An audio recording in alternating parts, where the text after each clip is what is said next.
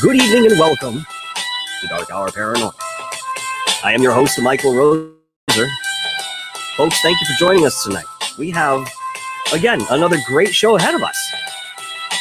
Synchronicity brings these great folks to me, and I enjoy them and share that with you. And hopefully, you're enjoying them as well. Tonight, folks, my God, let me tell you, we have a very special guest, someone that you guys may know and love. I have Frapsap in the house tonight. Robert Rivas is with us, guys, and I want to read a little something about our friend Robert Rivas. Very interesting individual, and I think you guys, by the end of the broadcast, if not even through the middle, will find the same. Robert Rivas, intrepid adventurer, world traveler, UFO and paranormal researcher, investigator, and experiencer. Independent amateur archaeologist, not affiliated with any university or system, consulted for Zachariah Sitchin. With a knack for solving ancient mysteries and decoding enigmatic inscriptions, he has made many miraculous discoveries. He has made what he believes are significant finds in historical... Oh, wow. Sorry.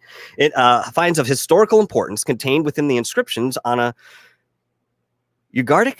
Man, I was struggling with that one. Sorry. I wasn't retaining that one. Ugardic tablet found in 1928, showing evidence of time travel and the hidden image of Jesus on an ancient Bolivian megalithic idol. Robert also investigates other mysterious topics, such as the interdimensional Stargate in Peru, and I'm going to go ahead and add on top of that the paranormal as well. Folks, please give a great, big, warm welcome to my friend and yours, Frapsap and Rick's Realm. Howdy, everyone. Good evening, gentlemen. How are we? Hey, fellas. It's good to see you. It's good to finally put a face to the name. Rick's Realm now. Right on.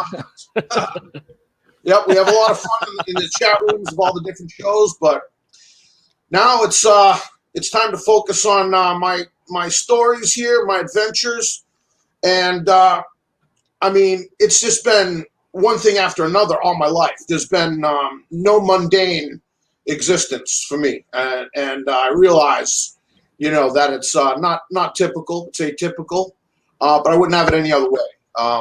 I guess you could say I'm blessed in that respect because I've had encounters with UFOs, and since when I was a little kid and all the way up, and that kind of leads me to think I may be a contactee because other people in town did not say they saw what I saw when I was 7, and how could you miss it? But maybe, they knew, it was, I'll start with that story. I was 7 in 1978, and I was in the 2nd grade, I think, and I lived right here in Lowell, and my mom was doing laundry at my grandma's house, which was in a condominium cottage next door. We were living in a 3rd-story apartment building next to the condo complex where my grandmother lived, and she had a washer dryer.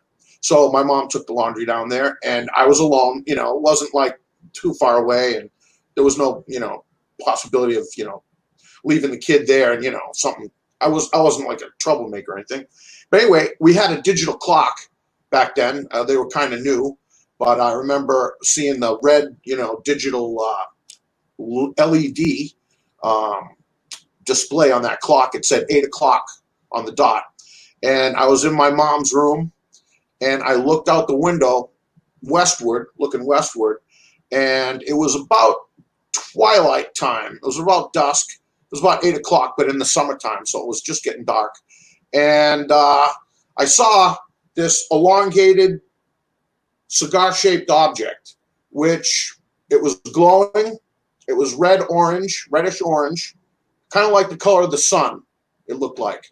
But it wasn't like the sun. It wasn't the sun on the horizon or anything like that. It was above treetop level, and it was moving in a perfectly straight line, really slow. I got a good look at it for about a minute.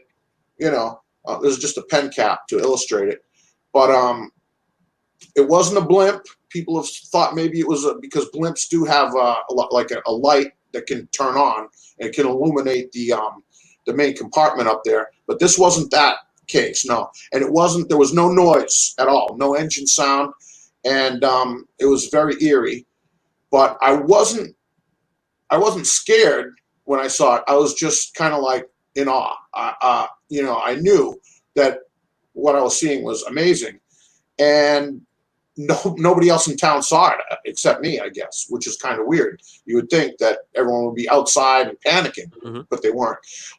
And so I said to myself, that was awesome. I want to find out what that was. I want to do research.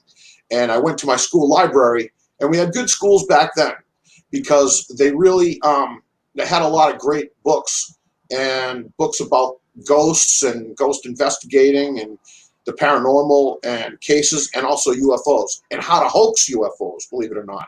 There were books about that I found. So anyway, I got one book, and it was about UFOs and IFOs, identified flying objects. And I was reading through it, and I saw an illustration of what I had seen out my window. So I'm like, other people have seen this, or something like it. And that's when I knew, that I was in good company with other experiencers. And so that really led me to become more of a researcher and an investigator of other people's UFO sightings, to try to get to also the bottom of my own case, to figure out what it was. And there's been a few theories, time travel. Maybe it's myself looking at me when I was a kid, I was telling DarkHour here, when I was in that apartment, I had a TV in my room at that age, and I was watching a program. This was probably about a week or something before the UFO that I saw. And it was a show about traveling faster than the speed of light, or not approaching the speed of light. And when you're flying out into deep space, and then you turn around and come back, everyone will have aged like 100 years. Everyone you knew will be dead, and you'll still look the same. You won't have aged at all. So it's like time travel. And I said to myself, I remember this, I said it as a kid, I said, well, if that's true, then I should be able to look out my window and see a UFO. And then about a week later, I was looking out my mom's window and saw a UFO. So now this was 1978, that was a year. I mean, Close Encounters of the Third Kind had already come out. My mom took me to see it, so I knew what UFOs were, but I never thought I'd see one like that. But 78 was a shake-up year, because we moved back to San Francisco. I was born in San Francisco, California, and my father's side of the family lives out there. My parents got a divorce shortly before I was born, and we moved to Lowell, Massachusetts, where my mother was born. We moved here with my grandparents. And anyway, at this time, I was going into the third grade, and it was 1978, and we moved to San Francisco. Now, this is where the wind-up Godzilla is going to come in to play. I'll get to that pretty soon. So I'm going to this school. It's called Twin Peaks School in San Francisco, and I remember it was kind of cool because they had Sasquatch as the mascot of the school, and I think they had a guy in a suit, come to school one day, and it was pretty cool. It was a pretty cool school. But at the bus stop in the morning, it was like at a playground, and the bus would pick us all up. And it was a bunch of kids from different schools would get on the same bus, and the bus would take them to school, and then it would take us to school. And in one morning, I met these two brothers, two African American guys, and I forget their names. I don't remember that, but something just drew me to them specifically.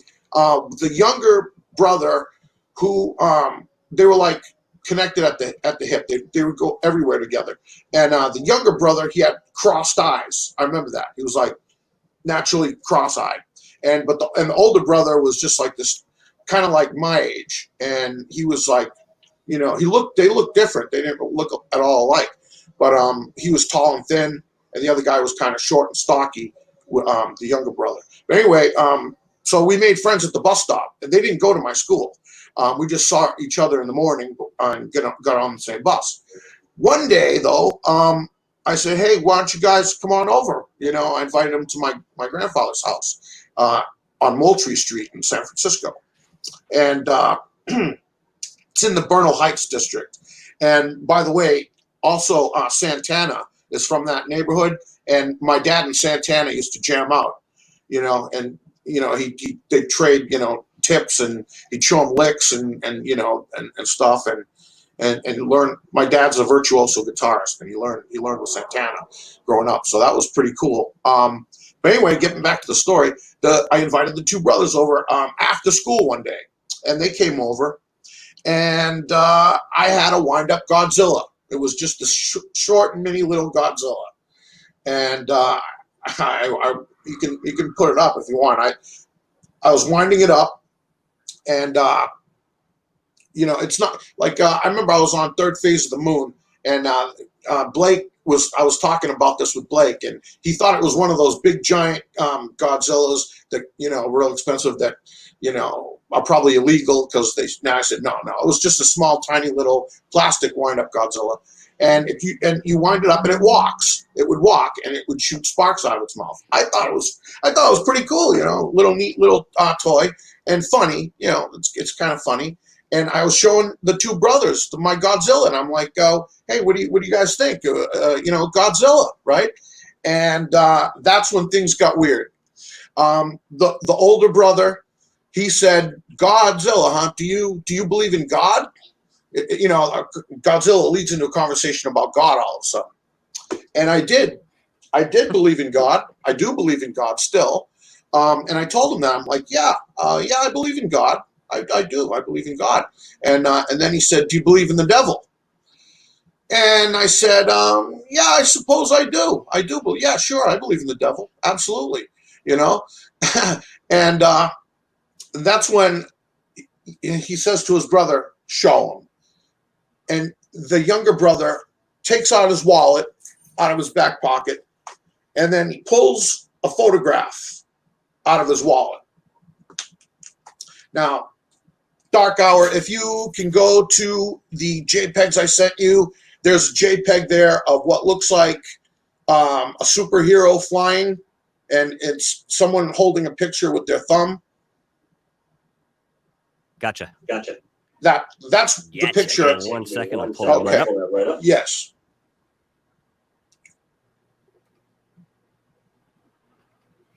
Mm-hmm. So these two brothers in my grandfather's house, in my room, we're just hanging out, you know, and the conversation gets weird. Do I believe in God? Yes, I believe in God. Do you believe in the devil? Oops. He says, do you believe in the devil? And I said, yeah, I do. I'm religious. I'm a religious person. I grew up Catholic, you know, on both sides of my family. My father's from El Salvador, and my mom's Irish Catholic. And they showed me this picture right here. And I was kind of mystified. I never saw anything like it. And he said, this is our people's devil. And they're a couple of black guys, you know? And I'm like, yeah. I'm like, interesting. And I'll never forget that picture as long as I live. It's a real picture. It really exists.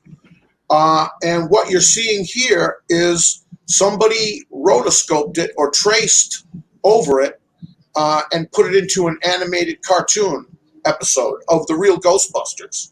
And the episode is entitled I Am the City. Yeah. And that was 1987 when the cartoon came out. And this happened in 1978. After I saw the UFO in Lowell, and then we moved to San Francisco, and these black kids showed me this picture. And I said, wow. And then when I was looking at it, though, it didn't really look authentic. It looks like a 1970s version of Photoshop. You know, it looked like a guy in full body paint makeup and in a costume, like he's wearing like a gold and royal blue kilt, and he's wearing a fez on his hat, and he's got a beard. And then there's another picture that I sent you that's more of a close-up version of that picture. Dark Hour. Pull that right down. Okay, yeah. And, you know, I said to myself, something doesn't look right about it. It looks fake, you know. It looks like a guy posing, and then they cut him out and tilted him so it looks like he's flying, but he was just standing like that, you know. And probably and then there's like this aura around him. There's like this halo, and that's what it looked like. It had 4 eyes, or 2 eyes in the profile, and 2 ears on the profile, and a beard, and it looked exactly like this cartoon right here. But yeah, I said that's strange. And then after the kids left, I went and told my dad about this, and you know, he said, you know, one man's devil could be another man's god, son. So I didn't. Yeah, I didn't know what that meant. I was just bewildered by it. And hold on, my screen went dark for a second. Okay, there it goes. Fine. Do you mind just turning the volume down on your? Yeah, thanks, bro. Okay, no problem. Sorry about that, guys. Yeah, and technical difficulties. No worries. Technical difficulty. Yeah. So getting back to this, you know, it was just how did this? You know, I'm saying to myself, why? What was the point of it? If it's fake or if it's real? I think that what happens is it was faked, and it was, they were trying to convince, and it was floated out into the African American community in San Francisco, and they're trying to like say, you know, that someone took a snapshot of the devil flying out of a subway tunnel like Superman. He's flying, and it's just if it's a hoax, what kind of hoax is that, you know? And why would they, you know, perpetrate that kind of a thing? It seems like superstition. They want to keep different parts of the population superstitious, and it's probably the government, you know. But also, I think it's a conspiracy. There's that word, that great word that we all love on the internet. A conspiracy by some put forward by some secret society, and I think that was the beginning of me investigating that secret society, which is, I believe it's a cult that worships Marduk, which is an ancient Babylonian deity. He was the god of the city, and so it led me onto the internet to try to. I've never seen the the picture the kids showed me. I've never seen it anywhere. I've been looking, but not everything's on the internet. You know, we got to remember that. Right. Not everything is. There's still, you know, things out there that, you know, once in a lifetime. So it's better to live in real life and not always, you know, looking for something that may be unattainable or something.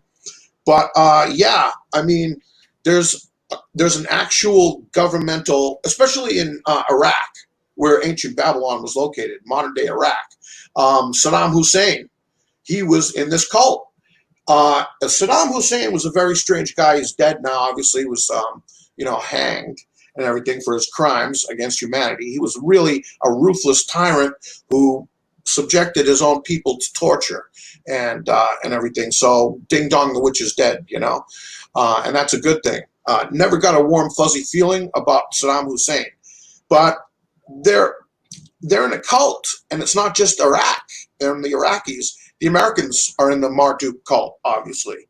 The high-ups in government, I think, they still worship this deity that was been around 2,000 years before Jesus, before Christian times, you know? So, and that's still flourishing. Yeah, it's still flourishing in time, but it's very secret. And I think maybe that's what they do in places like the Masonic Temple, you know. I think it's connected to these ancient deities, and they worship it, and it's powerful because they're powerful men, and they get to say whatever they want, and we kind of have to kind of go along with it and say, yeah, you're right, boss, you know. That's kind of like the way they are. But there's another picture. It's Bush Hussein and the cult of Marduk that I found by Barry Mills, MD. There's another picture there, Dark Hour. It's Saddam Hussein as Marduk, riding a white horse, and he's battling the notorious 5-headed dragon, which is his eternal adversary, his arch enemy, Tiamat. Tiamat the dragon. He's got a scimitar in one hand, and he's wearing like some black costume, black and gold robes, and like a hat. If you got that one, this is been scrubbed. It's no longer. No, it's one. It's close. It's right around that one. And I'll get back to that in a minute. He's got a scimitar. He's got like a long sword, and it says it's Bush, Hussein, and the Cult of Marduk is the title of the JPEG. Bush, Hussein, and the Cult of Marduk. Second. Yep. It has some words. Here we go. On it. I cannot find this anywhere anymore. Oh, that's not it. It's close though. I think it's the next one. That's not it. Oh, geez, I'm so sorry. One. No, that's okay. We'll get back to this because that gives you the idea of what we're talking about here. That's the Ghostbusters cartoon. No. That was a Dungeons and Dragons manual. That because I called the guy who wrote the episode, or he got credit for writing the episode on the episode. Richard Mueller. He's I got his number from the writer's annex, I think it was, and or the something like that. And I called him up and I asked him. That's not it. That's close. Okay, I have three other files, but yep, go on. Oh yeah, this one right here, what we're looking at, is from the Ghostbusters cartoon. It shows Marduk engaged in hand-to-hand combat with the dragon. He's fighting him one-on-one, and that's what the episode is about. You know, Marduk comes to town in New York City, and the Ghostbusters have to go investigate him, and then they find out that Tiamat also has joined the fun. And then they go at it and they start wrestling, and it's a very bizarre cartoon, but it has to do with that picture I saw in '78. Years later, I something went off my head and I said, there it is, that's it. And so this is a good way to prove it. But that photograph it really existed. I'm not sure if it was legitimate or if it was a hoax. There is a possibility that it was a real, paranormal event. A supernatural occurrence that was documented on film. That is a possibility too. But like I said, it looked weird. It didn't look right about it. But there's a story, and this could be rotoscope footage that was taken by the government or something of two entities fighting, and made into a cartoon. If the first one that I saw was real, it could have been. Then this could have been real too, and there's something funny about it that just makes you, scratch your head and say, this is definitely a weird episode to say the least, out of all of them. And they're all dealing with, arcane topics, the supernatural, the cult of Cthulhu, the Necronomicon. It's all in the Ghostbusters cartoon. Right. And this is a children's cartoon, right? That's right. It's like, a little see that. Yeah, it could have been over their head, but it's something that maybe someone who's a little savvy would pick up on, or when you get older and you rewatch it, and you're like, wow, this is kind of intense. But it's the Necronomicon, and the Necronomicon is all about.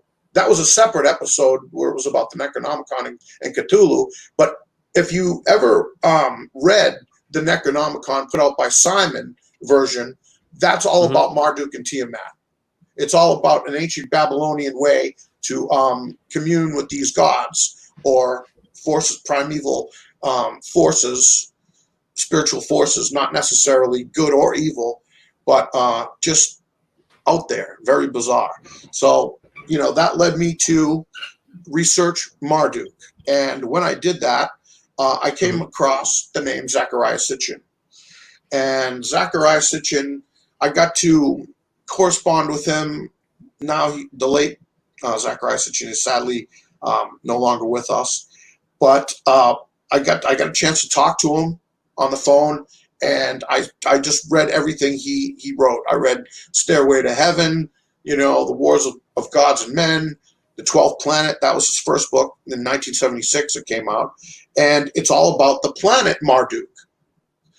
And according to him, it was the Nephilim from, Genesis, the Anunnaki, who were Mardukians. And it wasn't called Nibiru at the time. It became Nibiru, but it was the planet Marduk in the original book. And somehow it morphed into what we know as the 12th planet as Nibiru. But nobody hardly ever mentions that it was Marduk, the name of the Babylonian god of the city. So pretty strange, but it's all these connections. It's Ghostbusters, and then Indiana Jones comes out. Some of the pictures, one of the pictures is Marduk is in a video game, The Infernal Machine, an Indiana Jones video game. And there's a character, Gennady Volodnikov, based on Zachariah Sitchin in the game, who's kind of Indiana Jones's adversary, and he has to kind of one-up all the way to, to the ancient Tower of Babel, and then he goes into a Stargate, an interdimensional portal opens up in Babylon, and he gets sent into Marduk's realm, and then Indiana Jones, you are Indiana Jones in the game, and you fight Marduk. So it's in Ghostbusters, it's in everything. They make movies, it's movies about it, and it's subtle, like Hellboy. That was basically a Marduk versus Tiamat movie, if you watch the original Hellboy, and ones like that. But yeah, I mean, that sparked something when I saw this cartoon, and I had to get to know Zachariah. I had to learn what he was talking about, because maybe I was starting to connect the dots a little bit and figure out what was really going on. And it could have been, but then again, the Ghostbusters points out that these aren't just aliens. That Marduk there, he was like a spirit. He was like he's a deity. But he's like a spiritual. Yeah. I'm sorry to interrupt. Can I ask you a question real quick? Yeah, go for it. What do you think the reason is that we're seeing a lot of this history and esoteric culture in, popular culture? Do you think it's something to warm us up? Do you think there's another intention behind it? What's your take on that? I do. I think it's for population control, and I think it's the Wizard of Oz. Don't look at the guy behind the curtain. It's just look at the giant head there, and he'll tell you how to live your life. And that's Big Brother is watching you. It's 1984, and it's a means of control. I believe, but the thing is, they're all in cahoots. There aren't any enemies. They'll have wars, and they'll send the young soldiers out to kill each other, and that's real. But as far as behind closed doors, all those world leaders are in the club. They're in the Marduk cult, and it's like a Masonic order, or but it's an ancient order that, from the sands of the Iraqi mysticism, Iraqi mysticism, which is it's not really talked about, but yeah, it's still going on today. It's 2,000 years before Christ, and it's like the Bohemian Grove. They call it Molech or Melkarth or Hercules or Zeus. These are all different names for this kind of the same thing. It's an idol, and they got the owl in Bohemian Grove that represents Moloch or Molech to them, and that's it's a human sacrifice cult, and it's a child sacrifice cult. It's children. Now, according to them, they don't really sacrifice anyone. It's an effigy that they burn. So it's like a mummy dummy that they use at the Bohemian Grove. But all the presidents of the United States are in the Bohemian Grove, and all the other presidents of other foreign countries, and they come in, they shuttle them in secretly into the airport at Santa Rosa, and then they drive up to to worship Molech or Moloch or the owl, which is connected to the Greek and the Hellenistic kind of sorcery too as well, and kind of channeling spirits, and it's a ritual, it's a ceremony, and it's bizarre because what they're doing is they're using the wars and the abortions and things like that as a sacrifice, as a child sacrifice. That's why you have so many young people. Young people or just become soldiers, and they want them on the front lines, and that's how they get their jollies. I mean, I guess, and it doesn't solve anything. It never did. It's been, but according to the Book of Enoch and everything, there was an incursion of aliens that came down onto Mount Hermon, and they were the fallen angels at that time. And according to that, well, one of them was the leader, and one of his followers, I believe, was tasked with showing mankind, humans, how to make weapons, and that's how it's, the wars and started, the military, martial, stuff, martial arts, that came from the fallen angels. They taught metallurgy to the humans, and how to kind of make their own swords and knives and shields, breastplates, and all that stuff, helmets. It all came from the fallen angels. They want us to wipe each other out little by little, or all at the same time, so that they can, because they're jealous of us for some reason. They were not, but they, there's a weird, history behind it, but that's for everyone to seek out themselves. Kind of, it's not to, it's far fetched, but these are what the ancients were writing about. These they were talking about all through the Bible. Now, I believe, since I'm also an archaeologist, I study ancient texts, and I read the Epic of Gilgamesh, and the stories about Utanapishtim, and in the original Sumerian version, his name was Ziusudra, and Ziusudra became known as Utanapishtim in the Babylonian times, and an Akkadian version was Atrahasis. And this guy, Atrahasis, is what we know as Noah from the Bible. And you read that, and basically the story is the same. Actually, in the ancient version, he sent out 3 birds, not just a raven and a dove. He also sent out, I believe it was a heron or a crane out of the ark that he built. And when the flood was over, he built an altar. It says in the Bible that Noah built an altar after the flood, and he made a holocaust on top of the altar, which that means an immolation of a live bird. So the bird's alive, and he lights it on fire. And that's supposed to be our patriarch, Noah. That's evil. That's animal sacrifice. And it's not cool. It never was. And the whole religion of Judaism is based on, is that's part of it, and therefore, Christianity is also, someone had to die, right? It was Jesus. He was the sacrifice victim. It's always a human sacrifice. So they've got blood on their hands. And the ancient Jews, of course, they used to, ritually slaughter the bull, the calves, and things like that, and sprinkle the blood everywhere on the Ark of the Covenant, and, on the people. So it's really, you scratch your head, like, there's something not right, and not good.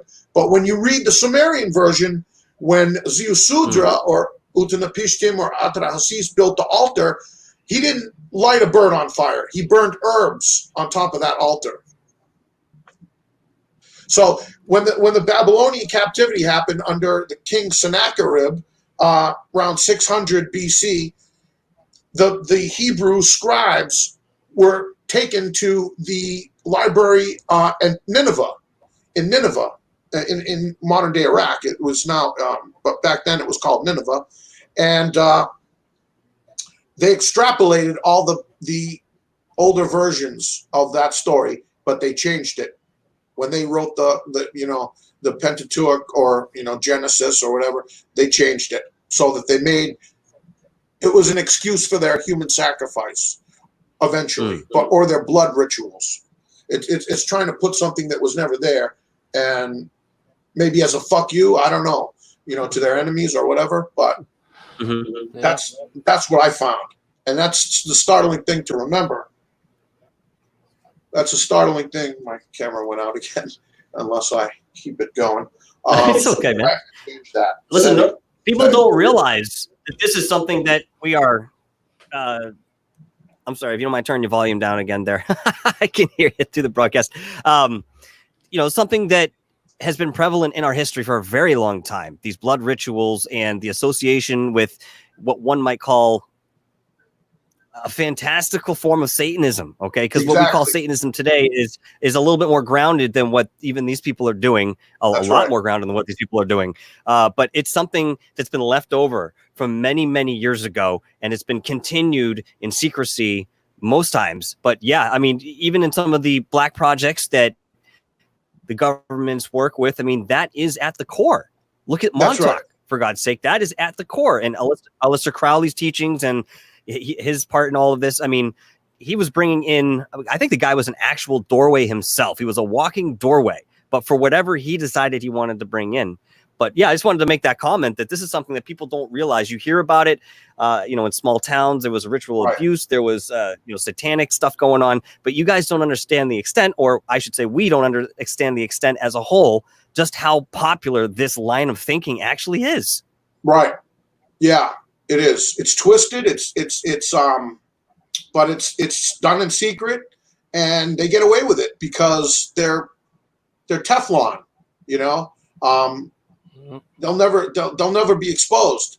It's like they show you what they want to show you, and then what goes on behind the scenes, you're not going to be privy to it. We'll never know the extent of how wicked and sinister these people are, and what's at play here, and the things they do, the necrophilia, the pedophilia, it's all real, and people don't. I don't think they don't want to believe that the people that they love so much, because people are wrapped up in politics, and people idolize celebrities, and they would never think that their favorite celebrity is in a satanic cult, but they are. Right.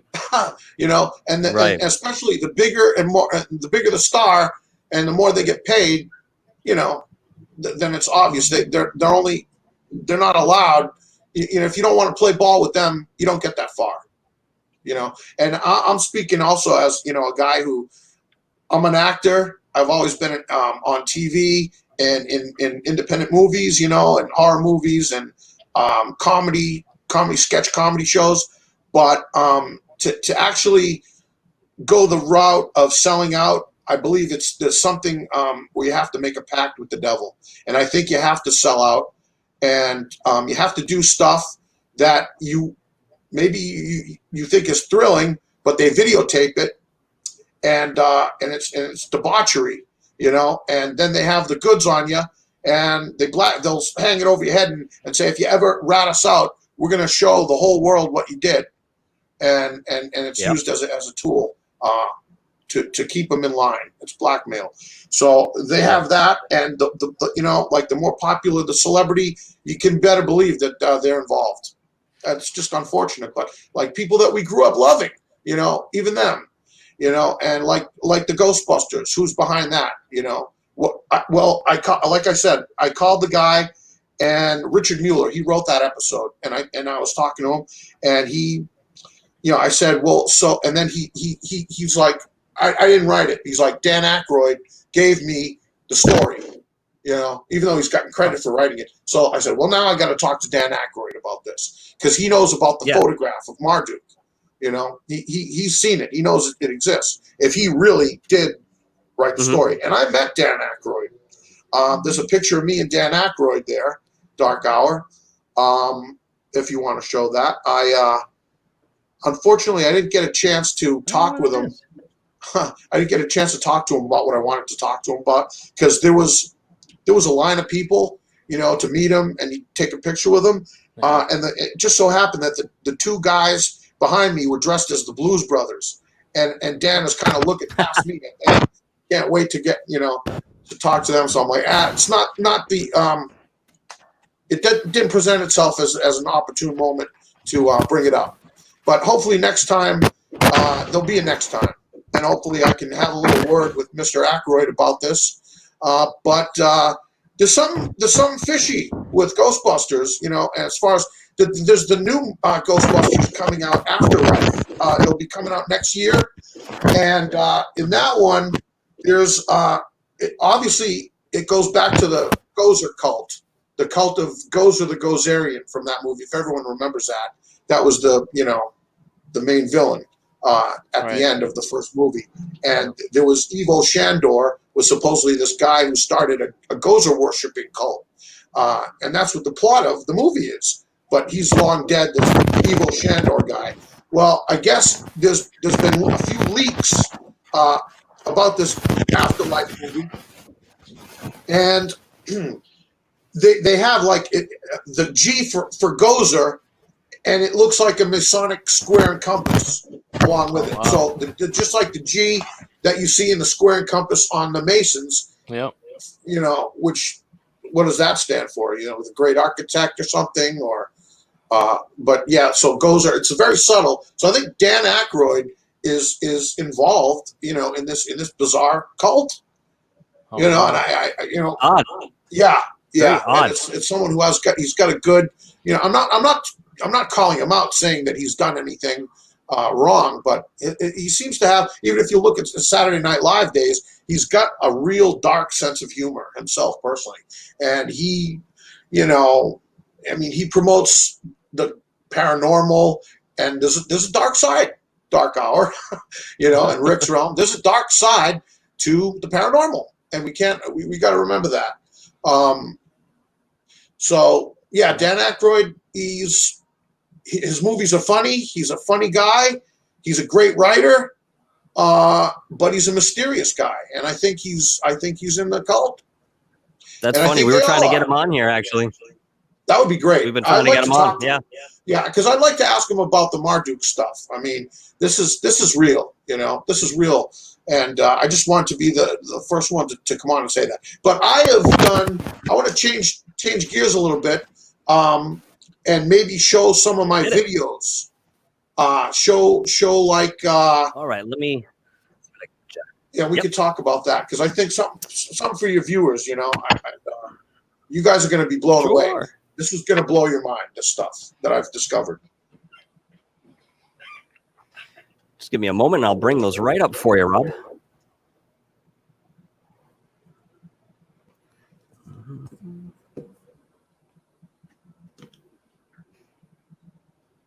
All right.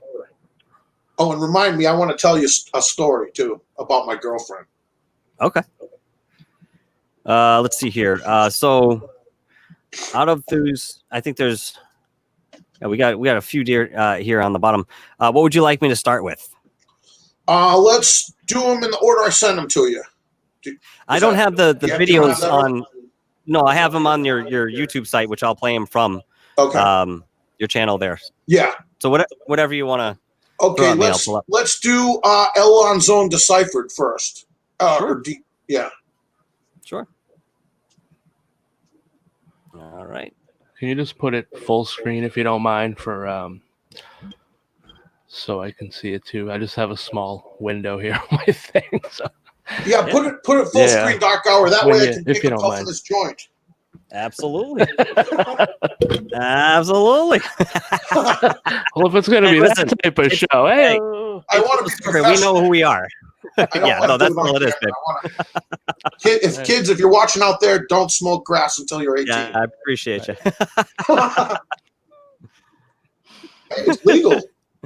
I never thought I'd say that. Right? Yeah, I know. Seriously, huh? All right, here we go. Should be getting some audio on that too. Give me a second. Yeah, that's full screen there. All right, perfect. Give me a minute, will ya?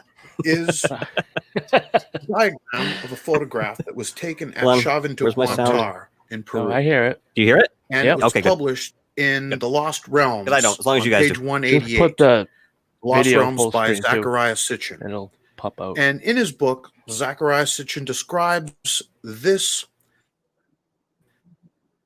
monolithic I guess it was. stone sculpture. Perfect.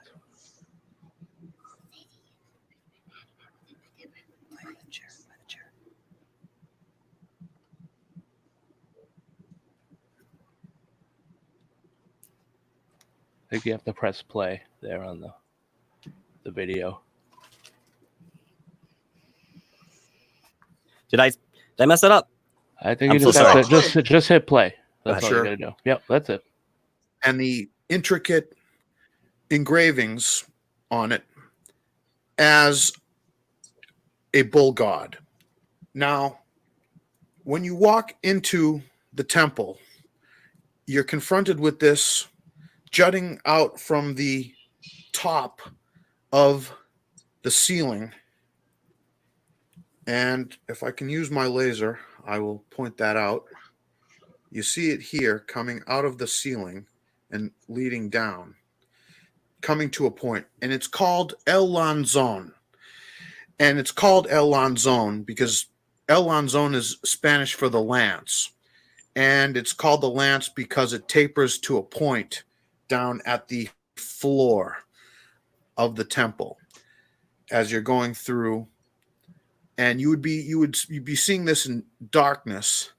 And if it were several hundred years ago, it would be part of a ceremony involving psychoactive chemicals that would widen your eyes, and so you could almost see in the dark. Now, obviously, this face up here within the idol is, well, it's a scary monster. It has tusks coming out, fangs. But what I noticed was that this is not the right way that you're supposed to view this. Well, it's one way that you can view it, but there's another way, a hidden way. And what really made me notice that were the elephantine heads up towards the top of this idol, coming right down out of the ceiling. They're elephant heads with the noses, but some of them are upside down, like the third one down right here. That led me to say, well, maybe perhaps that you are supposed to view the entire idol upside down, where you would have to be standing on your head inside the temple in order to view it. And now I will show you what the image looks like when it's upside down. Now, this is what you'd be seeing if you were standing on your head at the temple at Chavín de Huántar in Peru, looking at El Lanzón. And you can see it as the neck, chin in profile of a man wearing a conical-shaped headdress, much as you would see in Bali or Indonesia, or India, or the Khmer culture in Cambodia. They had pointed hats, golden hats, things like that. And that would actually be directly on the other side of the globe from Chavín de Huántar, pointing where El Lanzón is the conical shaped headdress is pointing. And you can see here the chin of the person or deity, the eye here, and the ear. You can see the neck here. And as I said, the elephantine heads on the neck led me to view this inverted image. And I think that it's startling and it speaks for itself. You can see the top of the cone-shaped hat here, the elaborateness of it, and right here would be the line of the crown, and everything beneath would be the face and profile of the person wearing the hat. Thank you. All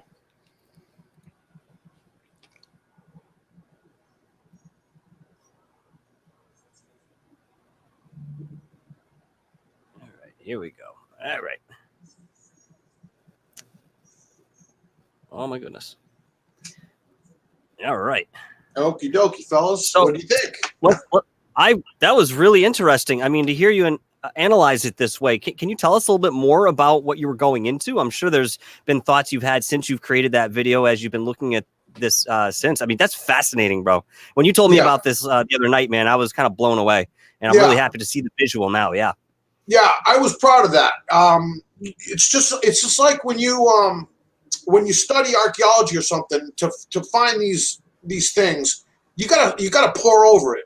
You gotta study it. You know, you gotta look at it. I mean, and then you see things. Then you get that eureka moment. That's what it's all about. You can't just not, you can't just walk around. But this was different.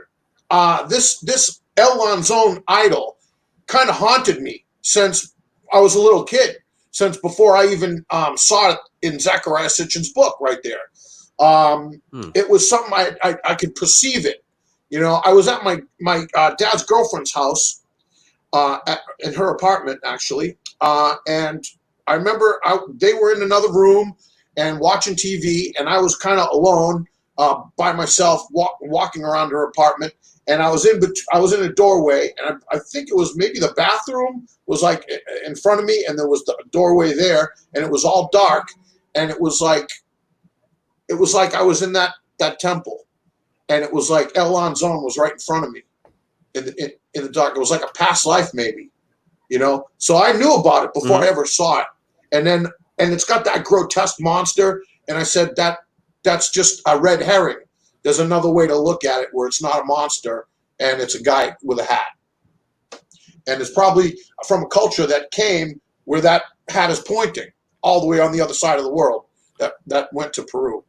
So I think they were infiltrated there by a lot of different European and East Asian cultures, and maybe from the Levant also, and the Middle East. I think traveled over there. Canaanites, the Phoenicians, they called them when they were seafaring, and I believe they, that's a great part. They landed in South America, and there's reed boats, just like the Phoenicians used to make, and they still make them down in Bolivia.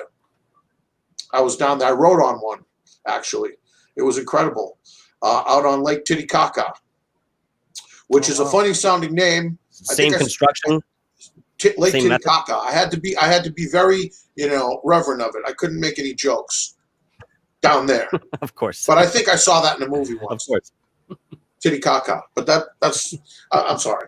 No, I really do respect. But a lot of people, I guess not a lot of people, but it's a sweet water river. It's not salt water, and it's not fresh water. It's called sweet water.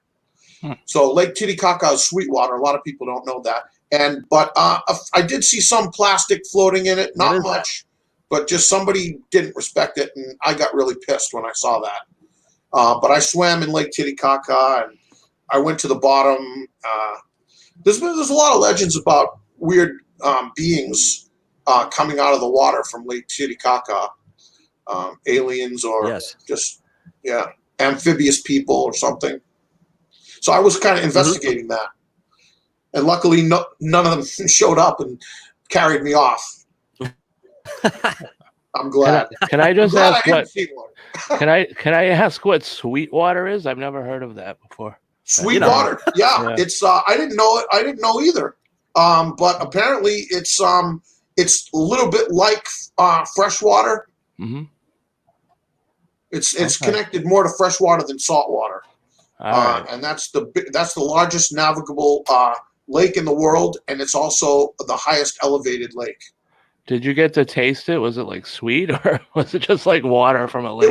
It was just like water. It didn't really taste sweet. It just has that name. Okay. It didn't really taste sweet. It's called sweet water though, but I think it is possible you can drink it. Huh. I think that's sounds good. I want to drink it after you described it. Yeah, well, I mean, I did see, like I saw some plastic. It wasn't highly polluted, but right.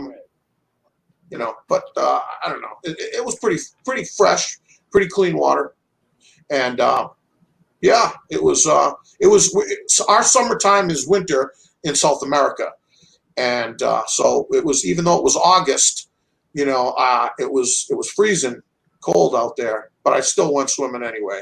And, I felt like Gilgamesh swimming down to the bottom. Did you feel ripping the reed out? When you got out of that water, did you feel more refreshed than if you had taken a dip somewhere else? Was there any healing aspects that you might have felt? Do you have any empathetic feelings while you were in the water or anything like that? Yeah. it just felt really, it felt really awesome. I swam pretty far out into it before I turned back and swam back to the hotel. I mean, I was kind of, like I said, I was there investigating, weird creatures swimming around there. I didn't see anything, thankfully.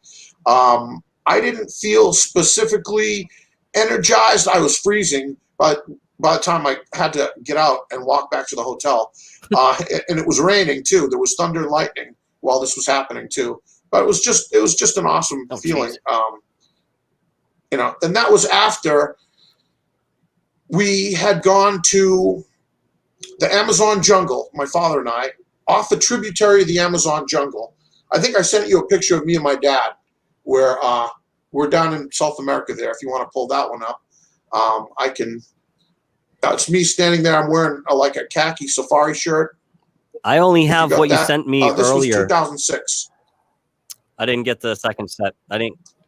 If you got the picture of me and my dad to throw up, if you want to throw that one up. I didn't get that one. Oh, you didn't one. Get that one? Okay, forget it. I didn't get that one. I only got the first round. That's fine though. All right. Yeah. I can do stuff with that later. I think if it you'd was like. in the first round. Anyway, never mind. But anyway, yeah. So we were down there, and we were in the Amazon jungle, in the rainforest, and the reason we went there was to do an ayahuasca ceremony. I'm sure you know about ayahuasca, and it was amazing. What happened while I was tripping my balls off in the Amazon? What happened is do tell. It was a hallucination. It was a hallucination, but what happened really was I went into another dimension. I saw these beings, these entities, like a parade of monsters went by my field of vision. Not my field of vision, but it wasn't something I could see with my eyes. It was a perception, perceiving the ghost with another sense or something. But I was transported to their realm where they could see me and I could see them. Whereas usually we can't see them, but they probably can still see us at all times. And maybe there's ways to detect them, but ayahuasca is the way to see them. Ayahuasca is the way to go there and breach that veil between dimensions. And I'm here to say they are spirits, primordial kind of elemental spirits, if you will. They are monsters, and I say monsters because of their hugeness. So if they were ever once alive, which is possible, they would outclass dinosaurs, the biggest dinosaur as far as how big they are. But they're kind of like dinosaurs, like an ancient animal that no longer is on Earth, but their spirit is still here. And they look exactly like they would have looked if they were alive. That's what I think about reincarnation too. I think those who step into death, their body may be dead, but their spirit still lives. As spirits are eternal, I believe, live forever, and we can come back to life, and we can be other people. And and when you find, you choose your own parents, and you find a couple making love, and right when you dive in your soul right into that sperm, and then the egg, and then you come back to life. And I think you resemble who you used to look like. Huh. That's a really good interpretation there. I've heard stuff that was similar to that, and that people have come back looking similar to who they might have been in a past life. My question for you is, at what point do you think the soul actually enters physicality? Because I've heard a lot of different speculation. Right. Well, it's funny because the egg, it's like which came first, the chicken or the egg? But the sperm is alive. Sperm. So each one of those sperm is a personality, probably. So life is always there. It's always life. But I think with the spirit comes in is when the sperm fertilizes the egg. That's the Ein Sof of the Big Bang of the creation of the universe, or in Kabbalism, in the Kabbalah, it's called Ein Sof. And that's a Hebrew word that means pretty much like the beginning, or the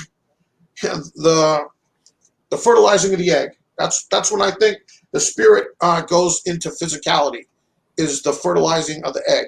But I think the sperm is already alive, and the egg is just a potential life form at that point. So you take the mother, and then and a person is we're half mother, half father. You know, we're the result of a commingling of a female force and a male force, and you can't have one without the other. Yin and yang, mom and dad. You know, we're half and half mom, half dad. That's where we come from. That's what I believe. But the spirit lives in another place, not in the physical place. And so when people astral project or they dream, they're getting a hint of what the ghost world is like between lifetimes. But there's more, like Jesus says, there's many more rooms in the mansion, you know, than we see here when we're alive. There's more. There's more to the astral plane, but there's everything that we have here is also there. That's what I believe. Wow. That's true. That's what I've heard, and I say that's true. Yeah. Because I definitely believe that from what I've experienced. I've seen that. Yeah. Yeah. I mean, I remember my past life. I remember who I was before I was me. I was always me. You know, I was even me back then when I was someone else. You know, it's funny. My buddy said, "You're going to be around in a little while." I'm like, "I hope so." I took the question to another level. It meant something different, I think, to him than it did to me. No, that's awesome. Yeah. I hope I'm still going to be here. Of course. He meant the, you know, I'm thinking in terms of existentialist. You know, what's the meaning of life? And he's just wondering, am I going to be here when he shows up later? So yeah. So I took it. It was funny. It was funny. Be around for a pizza next Friday. That. Yeah. I hope so. I hope I'll be here. Damn it. You know, I'm not going anywhere. You'll have to fight me. Well, I'm in no hurry to die, but I'm not afraid of death because it's just the ghost world, and you come back. You come back to life if you want, or you can spend the rest of eternity in the ghost world if you want. Explore around. You fly. It's interesting that people like the picture of Marduk. Do that. Yeah. It's You float. You're a ghost. You can go through walls. That's interesting. People have such a locked thought about what happens. You know. Yeah, they don't know. Where are they? Right. It's a spirit. I'm more spiritual. I'm not religious as much. You know, like I said, I grew up Catholic, but I don't go to church or anything. Because I figure that that's the last place you're going to find God is in a church, and they really don't even talk about, you know, the scriptures or anything really. They just kind of roll with something else. So I'm not in favor of I'm not in favor of dogmatic religion. Right. I mean, I do believe in God, and I believe in with the positive message of Christianity is pretty damn cool. And we wouldn't have had all the nurses and everything if it weren't for Christianity. But Christianity also has blood on its hands, especially with all the priests and the scandals. But I mean, they've always been a warlike, religion, forcing people into Christianity and taking away their indigenous belief systems. So in that way, it's horrendous. And I'm part Spanish, and I'm ashamed of the Spaniards who came to the shores of the Americas and subjugated the natives the way they did. I'm not proud of that point in history, or the Inquisition, or and I mean that's wicked and it's evil and just as satanic as if they were calling themselves the satanic, cult, but they're calling themselves Jesus. But like I said before, it's they allow it because the whole thing is it's all focused on the death of a guy, like the crucifixion of a guy. Jesus wasn't the first person to get crucified. He wasn't the last. People, but they've never stopped crucifying people. I mean, and what's the death penalty with the electric chair? That's the crucifix of today, or the guillotine. There was always a public execution. Jesus didn't stop it, and it's run by the government. It's the state. It's Molech. It's Marduk cult. They're the governors. They're the presidents, and the church. The whole thing is a Babylonian thing. The Catholic Church is, I've come to realize, the Pope, he's wearing an Enki hat. It's Enki, the fish god. you know, from the Sumerian EA, like EA Sports, EA Games. You know, Right. it's like it's subliminal, but it's there. It's you look at these correlations. You know what I mean. It's Star Trek, Star Wars. Before Go ahead. Before we get too far in here, I want to visit your trip to Machu Picchu. Yeah, I want to hear about this Stargate that you told me that's about. right. It's the Aramumuru Stargate, and Aramumuru was a shaman himself, but he was a Peruvian. He was an Incan, I believe, king himself, and when the Spaniards invaded, they knew that it was time to hide their priceless artifact, which is called Punchao. It's a solar golden disc, and it had properties to it that it harnessed the sun, and it was golden. I don't know if it was actually solid gold or if it was something else, but it was a disc, and it had weird inscriptions on it, and it was supposed to be a paranormal device that was a key to open the interdimensional portal. You needed to have the disc when you go to the portal in order to open it. You can't just show up at the portal with nothing and expect to open it and go in. But he knew that. He went to the portal and he opened the portal, stepped through it, disappeared, and he gave the key to the shaman priests that were with him. And that's the ancient legend that I heard about before I went there. And that, I said, I gotta go. I gotta investigate this. Are you kidding? A Stargate, you know? And I'm going there. Awesome, but I'm not gonna go empty-handed. I'm gonna bring a disc with me. I'm gonna find a key because I want to open the fucking thing. And that is my Indiana Jones moment. And that is the moment that I'm so proud of. I walked out of the hotel. Everyone else, my dad. There was about 11 of us on this expedition. They were all staying at the hotel. They were asleep. I was walking around the streets of Cusco on my own, and this was 2006. I walk into a shop, and it was like fate. And I saw a disc hanging on the wall, and I said, I'd like to buy that. And it was like a brick wall, like you see behind me, and there was a disc, and it was a golden disc. And I'm like, that's it. That's this one. That's what I need. So they sold it to me, and it was ceramic. It wasn't made out of gold. You know, it was ceramic, and it was painted with gold paint. And it's golden disc. But symbolic. It didn't have to be the real gold disc. I couldn't get the repelling equipment and, you know, go down Mount Putacusi where the light cross phenomena is at Putacusi. I think that's where the disc is buried. That's across from Machu Picchu, and we were there. I had binoculars. I had a shaving mirror so I could glint the sun off, you know, where the disc is, I think, to make the light cross. But it was overcast that day, so I was like, shit, I can't bounce the sun off it. And then, so I had a laser beam. I shined the laser at it. That really didn't work. Wasn't strong enough. So I kind of gave up on really finding the disc. But I bumped into a disc. So I said, that's what I need. I need it. And to me, the purpose was ceremonial. I was bringing the disc there to be in reverence. I wasn't like Indiana Jones looking for the disc so I could keep it. I actually left it in Peru. But when I took it to Aramumuru Gate, as you'll see in this video, it's called Interdimensional Gateway Open. And this shows you what I discovered when I brought the key to the Aramumuru portal. I went up above the portal and beyond the portal. And there was a keyhole that my disc fit in perfectly. And that is captured in this short clip. Oh, wow. All right. Good segue, bud. Good segue. Very good, man. Okay, I got you right now. Bottom left. Yep.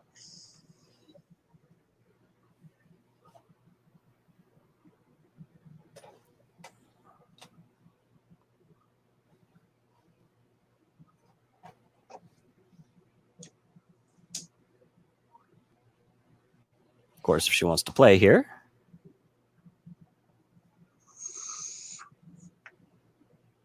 There we go. Come on, then.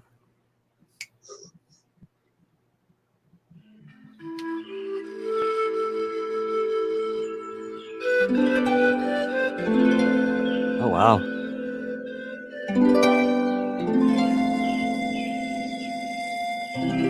Yeah. That fits right in there. Yeah, Wow, that's right huh? there at Marumura where that next video is showing you. But it's where I was beyond the portal. It was on the other side of the portal. I made it. The Stargate. I went through it. It was above it, yeah, but it was on another plane, a higher plane. See what I mean? It's not like you see it in the movies, like in Stargate, the movie. Right. It doesn't open up with a flashy blunt. You know, it's an intrinsic portal. But I had tripped on ayahuasca and went into the other dimension before I went to the Aramumura portal. See, in the Amazon jungle, and then we went there. So when I look back on it, you know, non-linear time progression, the first thing that happened was I was at the portal, and then I was in the other dimension. So it works that way. Which happened first, as opposed to which happened last, and then which happened previous to that. So you still have to go through the portal to get into the other dimension. Wow. Or I do. And then when I Fascinating. have the video, Absolutely fascinating. And now I have a visual. yes, and it's not just a story that, you know, I'm coming along and say, oh yeah, I went through a portal, an interdimensional portal. No, you didn't. You brought the key. Oh, you found the keyhole. Yeah, I did. It's right there. And there was a shelf to put the video camera to point it right at that direction. I wasn't using a tripod. It was naturally someone had carved it a long time ago. And there's actually a staircase that looks like Stairway to Heaven, a spiral staircase made out of stone up there too. And they never talk about that. I did a lot of research. No one has ever mentioned this. They only mention the alcove at the bottom. Huh. Yeah. What did you first feel when you saw that keyhole? I was like, yes, I did it. You knew. Right. So you I knew. did it. My ceremony worked. I opened the portal. I found the keyhole. I was on the other side of the portal. I was above it, but there's a whole vista beyond that. You know, a whole life in front of me. And the funny thing is, when you watch a video, you're going back in time. It's a time machine. The portal opens up and you're looking through the monitor here screen. That's the portal. And we can go back and we can see things and events and be time travelers through history. It's a time machine at home that we have, or in the palm of our hand, or whatever. Right. Yeah, that's a good point. That way, yeah. So at any time I want to go back to that moment in time. I've always thought maybe broadcasting was that. Yeah. It is. It is. It is. And the Native American philosophy about, you know, a photograph capturing your soul, I think also applies. And what you're seeing is it's us. It's our souls. It's our physical. But if I see people, I'm seeing ghosts. It's just a spiritual existence. You know, if I see a group of people, I see a group of ghosts. You know, and the ghosts on the inside, and the people you get to know. And then sometimes when you're dreaming, maybe you're astral projecting and meeting up with them too.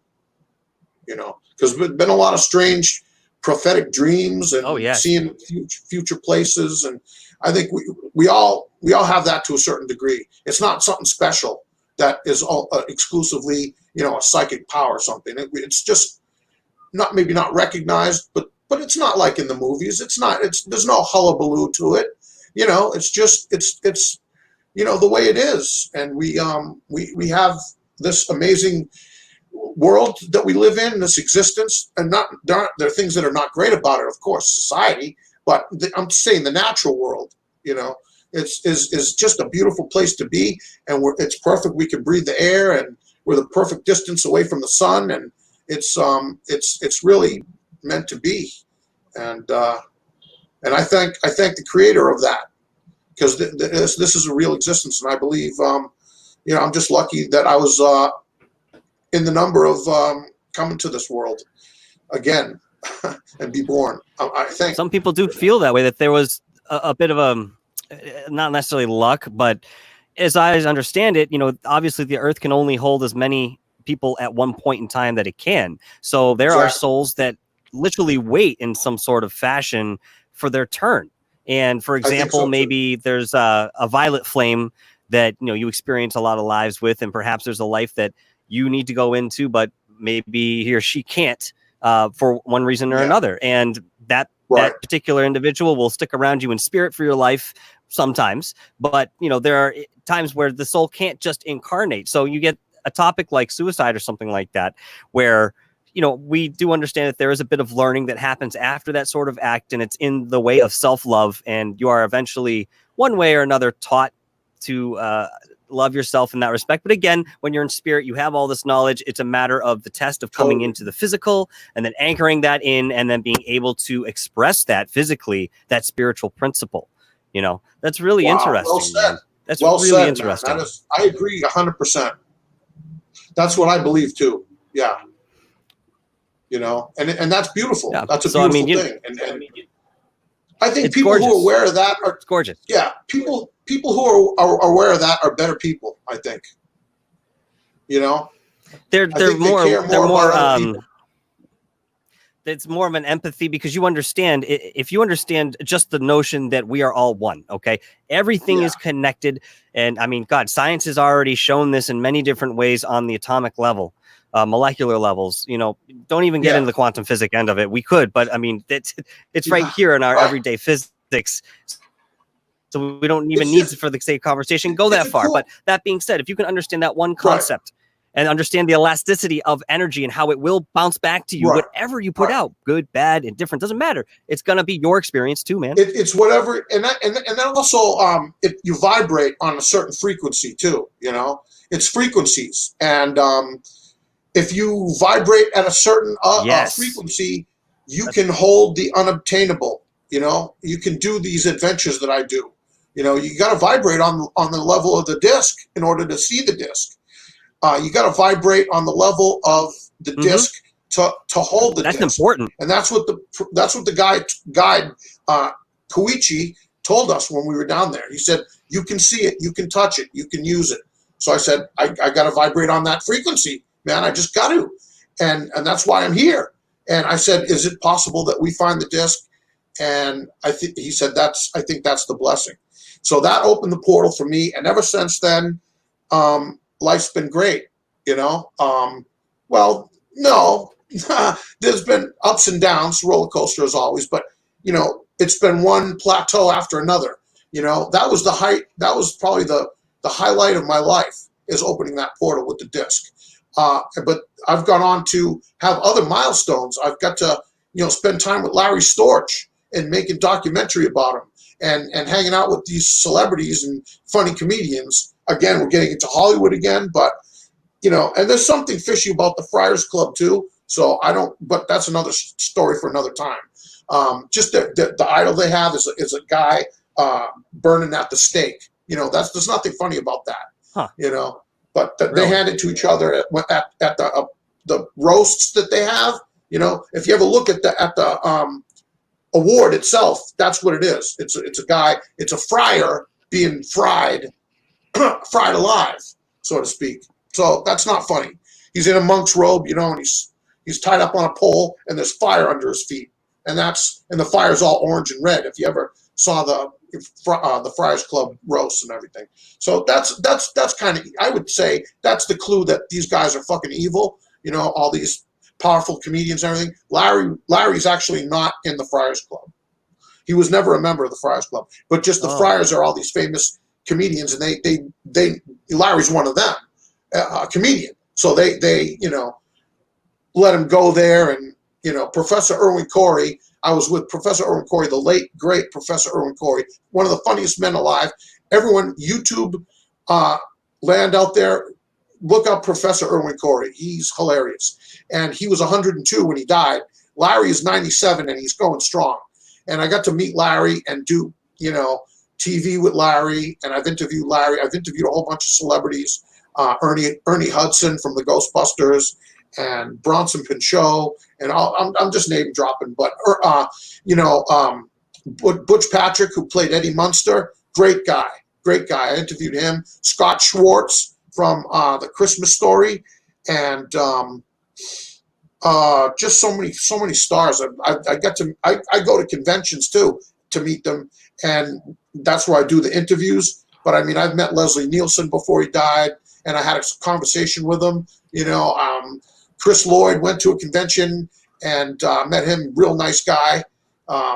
You know, never got to work with those guys, but just the ones that I got to know by knowing Larry Storch. You know, like Jerry Stiller, the late Jerry Stiller, and Ann Mira, his wife. Sadly, both now passed, and I feel, I'm real sad about that because, you know, I got to know him, and I met him a few times, you know, and he was so funny in real life, you know. We were rolling, honestly. We were cracking up, and he had us going, man. And him, and when you get Larry Storch and Jerry Stiller together, forget about it. It's these guys. You'll be aching for days from laughing. And Ann Mira, she was just so funny, and I feel so bad for Ben Stiller now after losing his dad and his mom and dad. He's kind of all alone in the world. But I'm more of a fan of Jerry Stiller than Ben Stiller. I don't really get Ben Stiller, you know, comedy too much. But his dad, I'm telling you, that was right up my alley. And I love the old fashioned comedy. Love the old fashioned comedians.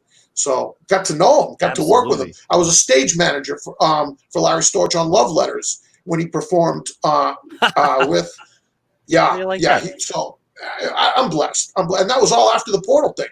I'm standing in Larry's apartment, and I'm helping him get his fan ready for a bit that he was going to do. He does a Chinese guy, and Archie Bunker goes into a store and he fans himself with it. So he has a whole box of these fucking Chinese fans, and they all have the paper tie on it, and he was trying to cut it with his fingernail to break the paper, and I'm like, Larry, let me see, and I just slid it off for him, and that was like a Zen moment, and to me it was a beautiful thing that here I am, you know, a guy who was my idol back as far as 1975 when he was on a show called The Ghostbusters. The Ghostbusters. It was my favorite show when I was a kid, you know, and 1975. And then 9 years later, Ghostbusters comes out in the movies, and everyone thinks it's such an original concept. Well, if you watch it, the Ghostbusters 75, it's the same thing. They even have, you know, a device that shoots a ray at the ghost to dematerialize them, and it's not unlike the proton pack and the you know, from Ghostbusters. But yeah. So there's a JPEG that I have here that shows a Marduk and a Tiamat. It's a shell plaque, a Mesopotamian shell plaque, and this also proves time travel.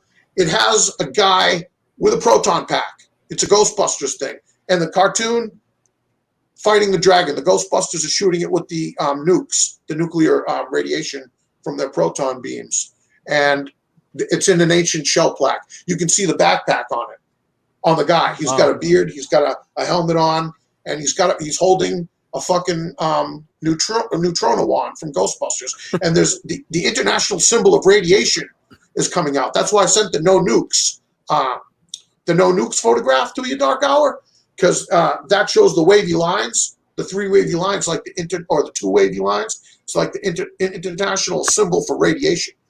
So that's on this ancient Mesopotamian shell plaque that shows the guy fighting the dragon. It's got a hole in it. If you can find the picture, this will blow your mind. This is another discovery I made. Hey, one more time. What was the name of the file? It's Mesopotamian shell plaque.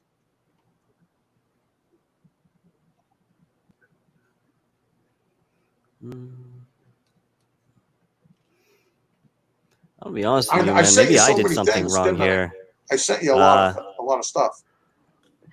I had, well, the first round, I had 2, 4, 6, 8, 9, only 9 pictures, and I didn't get any videos for some reason, and I didn't get anything else. So I'm sorry that it looks like I'm not prepared for this here. That's for whatever okay. reason, I just didn't see that come in. I'm sorry, dude. Yeah, no, that's all right. That's all right. It's as long as I described to you, I can show it. You know, I haven't made a video about that yet, so that's why I thought I could debut it on this. But it's just, when you look at it, it's the fucking I Am the City episode of Ghostbusters that came out in 1987. But it's a 2400 BC was when this was engraved on a shell. Jesus. Oh, wow. Yeah, and he's got a proton pack. So that proves time travel. That's my proof. You know, people want to say, prove it. Well, there it is. and this was in the Oxford Illustrated Guide to the Bible. This picture that I was showing you. It's but we can do it again. I can specify a lot clearer in the email. What's what. I just kind of sent you a whole bunch of stuff. But yeah, that would be important to show someday. Because that you can't mistake it. Yeah, no, listen, we're gonna have you back on, buddy. Yeah, we're definitely having you back on. Yeah, and hey, listen, guys, Rich Realm, Dark Hour. I'm up for doing roundtables and stuff in the future. If you guys need me, we'll set something up and I'll come on and we'll tackle whatever you guys want. I'm looking forward to that. Sounds if you like want, fun. Absolutely, Yeah. dude. That would be something fun to do. That would be cool. I would love to do that. Yeah. So, just throw up anything, and I'll describe what it is. Excellent, dude. Dark Hour, if you want. You can show another video or yes, please. Anything you want. If you want to do another video from your site, let's do this. We'll do one more video. We'll go into it, and then we'll kind of wrap it up after that. But I'm going to be honest with you, Rob. I want you back. Okay. Yeah, there's more to go. I mean, there's much more to talk about. Rome wasn't built in a day. We can't tackle every subject. I got to save some stuff for next time. I was going to do it all. Yeah, I just wanted to, because get the message out. But as you can see, it's I'm not kidding. I wouldn't waste anyone's time. No, absolutely.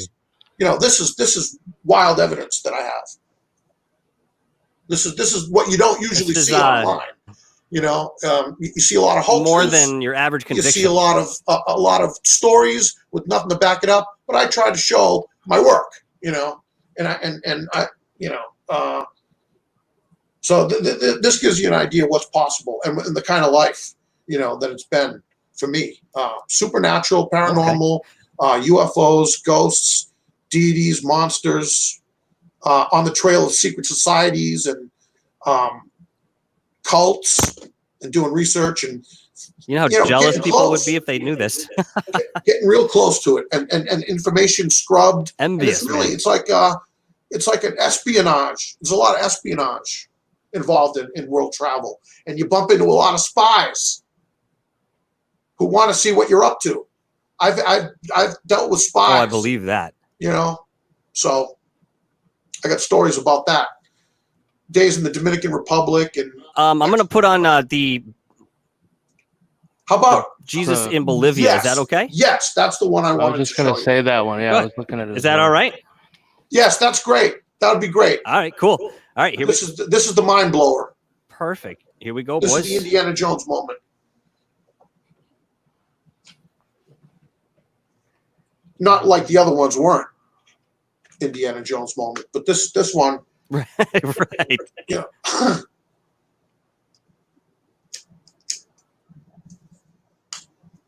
gonna crack another beer.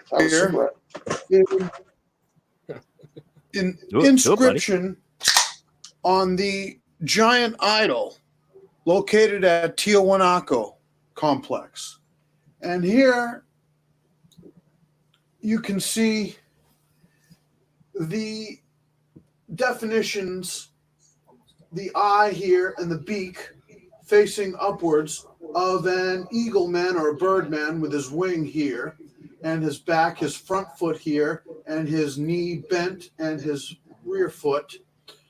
And here he is grabbing a stave or a pole with his back here to a vulture, a condor man or an eagle man with his wing here. And here you see two bird heads and two other heads, perhaps pumas. Here you have on the back of the feet other bird heads, another bird head here, another head, and the whole ridge of the eagle man, his headdress is ornate with other heads.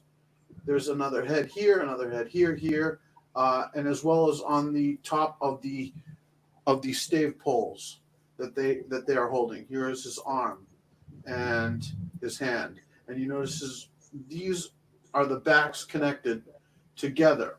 Now, The discovery, now that's not the discovery I made. The discovery I made lies within this intricate diagram here, this is just a diagram. The actual bas relief was on the inscription, was on the stela, was on the totem idol or kontiki.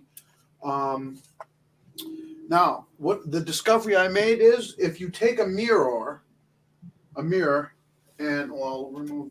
And the discovery I made is, if you take a mirror and you hold it up like so,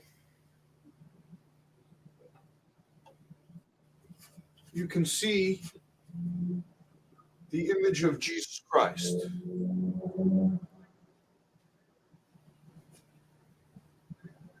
If you notice the hair here. Oh, wow. Oh, wow. The long hair, the eyes, nose, mustache, bottom lip, and beard. No way. That's crazy. Other depictions of Christ. Oh, and wow. He is holding, his arms are outstretched as if during the crucifixion. Get out of here. Look at or that. the ascension, or the resurrection, the second coming, if you will. This is the bottom, his waist, and his lower extremities, his limbs, his legs, and I think you can notice that is my discovery. Maybe that would be a little bit better. Wow. Better, of a. Yeah. Wow. I mean, Dude. what possessed you to put a mirror up to it? What gave you that idea? Yeah, that's it. That's the intangible mystery. I don't know how I do it. I just know. I just know these things. I see it, and I study it, and I find it. Yep, I understand that. To be an archaeologist, you have to look at stuff and pore over it and spend time with it, and then you see it. That's what happened. I saw it, and I said, wow, that looks like if I put a mirror up to it, you'd see Jesus. And I did, and it's Jesus. It's like only God could have put that there. I mean, or, why would I? Or maybe not. I'm not saying God carved it personally, but they obviously had some experience with Jesus in South America in Peru. And there's a story about Viracocha, and it sounds a heck of a lot like Jesus if you listen to what they had to describe him as looking like. They didn't have facial hair, that tribe, and he did. He had facial hair, so that's kind of odd. But I mean, yeah, it's hidden. It's not the normal eye, and you wouldn't see it on the idol. You would need to. I don't know how to do it. It's just in the diagram, I think, because if you took a mirror, maybe it would look like a giant mirror. Maybe if you took it and put it up to the idol. But yeah, I don't know how I knew. I just kind of just stumbled upon it, and spiritually, I was probably pushed in that direction, I would think. Oh yeah. Yes, I mean, from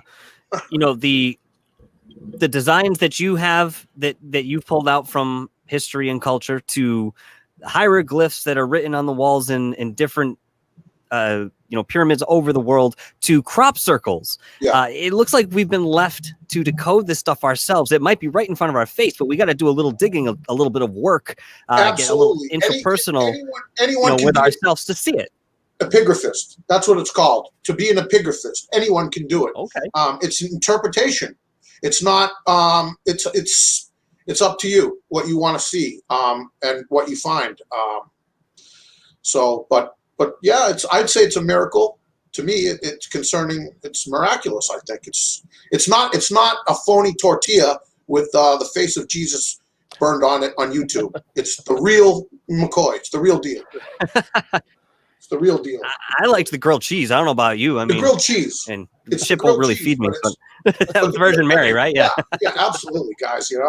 I want to get one of those too, but I don't. But I know what you mean. The difference, yeah. Yeah, I'm not trying to perpetrate hoax. I didn't. I just found it, and yeah, it's a blessing. It's a miracle. I think it's miraculous. I tried to get the church. They won't listen to it.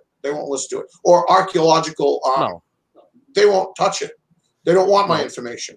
I also showed time travel in ANAT, Balin, ANAT. We can do that probably next time. I know you want to wrap up, guys. I don't want to keep you all night. This is going kind of long, I know. But it's been fun. It's awesome, and we gotta touch on these stuff because I got the goods, I got the evidence, I got the proof. I'm the real deal. I got the real stuff. You don't usually see that. So yeah, but it's no, you don't. And I'm gonna put it this way. I'm gonna put it this way, Rob. I hear the passion in your voice. I see it in your body language. I can hear it in your knowledge and the experiences that you're sharing. You're the real McCoy, man. Just like anybody who's really interested in knowing what the truth is, taking the experiences that you've had and culminating a personality, a person, not just an opinion, but a way of life here. This is not just a concept anymore. This is not something you can just reach into the air. Absolutely. It's something that you live. That is our next step in terms of what we're doing in life, in my opinion. It's what you're living. Yeah. Are you living in that higher vibration, that love and light, frequency? Are you living in a lower vibration? Are you even something different from that? What is it? But you do, like you say, you have the choice, and it's much more free than, anybody will tell you. But I really appreciate you coming on the show, Rob. It has been an absolutely enlightening time, and I would love to have you again and have you again soon, bud. Would you be all right with that? Yeah, guys, I'm down. DarkHour Paranormal? Yeah. Excellent. Yeah, I really would. I appreciate the invite, man. Let's do it. Let's do it sometime. Absolutely. We got to do part 2 because I got more stuff. And I want to go ahead. Dude, we'll go as much as you'd like to, because I'm always an open book when it comes to this, and I just suck stuff up like a sponge. So that's what we're here to do. And you guys got a great show in these conversations. Right. Thanks so much. Thank you. Everybody, I just want to let you guys know in the chat, we have all of Frapsap, Robert Rivas' information in the description. Go check him out, subscribe, please check his channel out. He's got a lot of cool stuff there and a lot more that we didn't even cover today. So if you're interested in doing that, definitely check it out. And if you'd like, even get in contact with him. I'm sure he'd like to talk to you.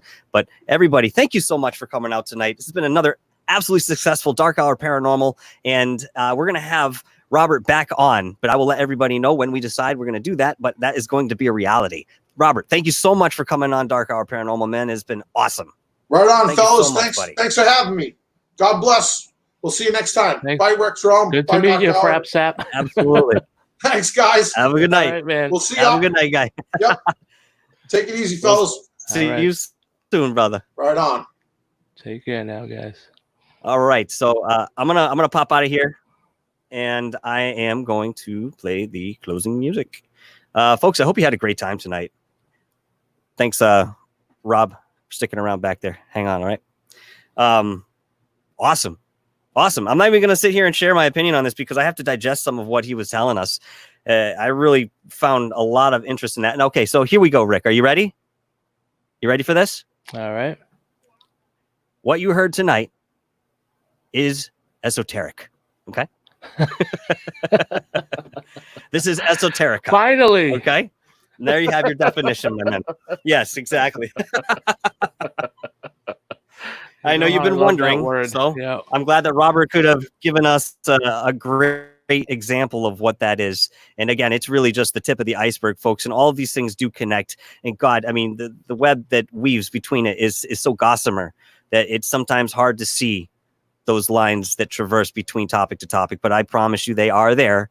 And one of my intentions in doing what I do here at DarkHour Paranormal is to highlight those connections and to make them more solid for people to investigate and either hold as their own or cast aside whatever they like to do. But again, folks, thank you very much for joining us tonight. I'm going to sign off, and I hope that you join us again next week. We have Navier Alora coming on Wednesday night. We may have somebody prior to that. I'm going to let you know. But right now, that is scheduled and penciled in. And for the Sunday following, I have somebody else very special. He was also a contactee, and actually, from what I understand, has been in the craft. So we might be interviewing a Billy Meyer-esque sort of character. And I from what I've talked to him and his write-up, I am incredibly interested to hear what he has to say. All right, guys. So I'm going to let you know as that goes forward. Thank you once again for joining. Like and subscribe. Smash the like button, all that nonsense everybody says. I might just well have a recording, but I guess I do need to tell people that. So like and subscribe. And, of course, to Rick's Realm as well. He's always been my right-hand man. And he will continue to be till the day I die. I'm sure of it, unless he changes his mind like he does every other day. But that's okay. We're still friends. Well, I'm on your left All right now, so. Yeah, well, you know what? Yeah. You pass me your phone real quick. There's a phone call coming in. All right, Oh, I'm gonna pop it off. I don't have. Hold on. I don't have anything. Hold on. Where am I? Which side is it? Hold on. Okay. Go ahead. Go ahead. Give me the phone. Here's the Give me phone. the phone. The phone's for you. Give me the phone. Give me the There phone. it Give is. me the phone. Grab it. You got it. Oh, All right. yeah, I got it. Thanks. Oh man, it could have been better. Hey, thanks very much. All right. Folks, have a wonderful rest of your night. Thanks for joining us again. Great to see you all in the chat. Rodrigo, Frapsap, you were with me, so I'm just reading the names down. Hey, Frapsap was in the chat. Did you guys see him tonight? Did you say hi to him? Game Vet, what's up, buddy? You always come in. I'm glad to see you. We had Emerther Aliens in here earlier. I know I saw Chuck Bam, my good man, Chuck Bam. Love this dude, Stu Gerson. I think I said your name. Martin R. What's up, buddy?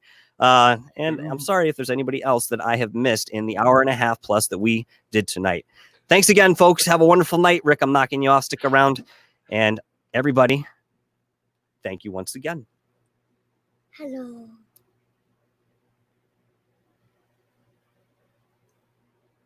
Hello there.